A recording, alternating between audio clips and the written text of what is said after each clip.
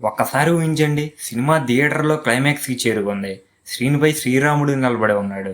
ఎదురుంగా ఓ పర్వతం లాంటి శరీరం, ఒక అడుగు వేస్తే భూమి కంపించే శక్తి. అతడే కుంభకర్ణుడు. కానీ ఈసారి రాజమౌళి మనకు తెలిసిన రామాయణాన్ని చూపించడం లేదు, మనకు తెలియని రామాయణాన్ని చూపించబోతున్నాడనే చర్చ ఇండస్ట్రీలో జరుగుతుంది. ఎందుకు 85 కోట్ల యాక్షన్ ఎపిసోడ్? ఎందుకు మహేష్ తన కెరియర్లో అత్యంత కఠినమైన ట్రైనింగ్ తీసుకుంటున్నాడు? ఈరోజు మనం తెలుసుకోబోయేది అదే.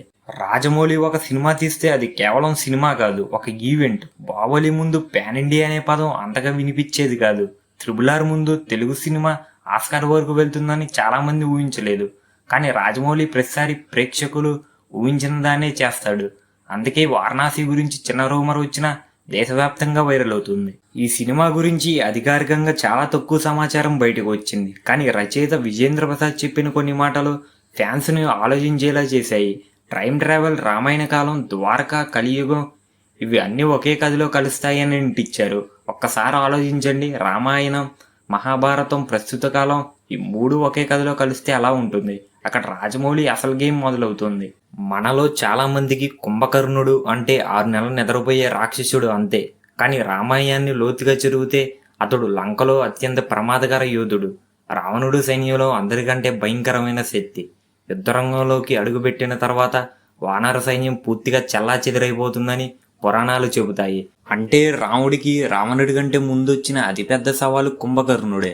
అందుకే రాజమౌళి ఆ పాత్రను కొత్త కోణంలో చూపించబోతున్నాడనే టాక్ వినిపిస్తుంది. ఇప్పుడు ఇండస్ట్రీలో ఎక్కువగా చర్చ జరుగుతున్న విషయం ఇదే.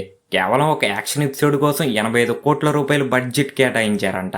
ఈ వార్త అధికారికంగా కన్ఫర్మ్ కాలేదు. కానీ అలా జరిగితే మాత్రం ఇండియన్ సినిమా చరిత్రలోనే అత్యంత ఖరీదైన యాక్షన్ సీక్వెన్స్లో ఒకటిగా నిలుస్తుంది. త్రిబుల్ ఆర్లో జంతువుల సీక్వెన్స్ గుర్తుందా? బాహుబలిలో యుద్ధఘట్టాలు గుర్తున్నాయా? ఆ స్థాయిని కూడా దాటేలా ప్లాన్ చేస్తున్నారని టాక్ ఉంది. ఇక్కడ మరో ఇంట్రెస్టింగ్ విషయం ఉంది. మహేష్ బాబు తన కెరియర్లో ఎప్పుడూ చేయని స్థాయిలో ట్రైనింగ్ తీసుకుంటున్నాడు. Trekking, stamina training, adventure deals, survival techniques ఇవన్నీ ఒక కమర్షియల్ హీరో కోసం అవసరమా? కాదు. అంటే ఈ సినిమాలో ఆయన పాత్ర చాలా డిమాండింగ్గా ఉండబోతుందని అర్థం. ఇది మనం చూసిన మహేష్ కాదు, కొత్త మహేష్, కొత్త అవతారం. రాజమౌళి గురించి ఒక విషయం గుర్తుంచుకోండి, ఆయన ప్రేక్షకుల్ని ఆశ్చర్యపరచడానికి ఇష్టపడతాడు. బాహుబలిలో కట్టప్ప, త్రిబుల్ ఆర్లో ఇంటర్వెల్, ఇప్పుడు వారణాసిలో కుంభకర్ణుడు. ఒకవేళ నిజంగానే కుంభకర్ణుడిని కథలో ప్రధాన ఆకర్షణగా మారిస్తే సినిమా రిలీజ్ తర్వాత ప్రపంచవ్యాప్తంగా ఒక పేరు ట్రెండ్ అవుతుంది.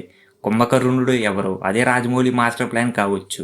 ఇప్పటికైతే ఈ ప్రాజెక్ట్ గురించి చాలా విషయాలు, రూమర్సే అధికారికంగా లేవు. కానీ ఒక విషయం మాత్రం నిజం, రాజమౌళి ప్లస్ మహేష్ బాబు కాంబినేషన్పై అంచనాలు ఇండియన్ సినిమా చరిత్రలోనే పీక్ స్థాయిలో ఉన్నాయి. మరి వారణాసి మరో బాహుబలిగా నిలుస్తుందా, లేక బాహుబలి త్రిబుల్ ఆర్ను కూడా మించి గ్లోబల్ లెవెల్ ఈవెంట్గా మారుతుందా?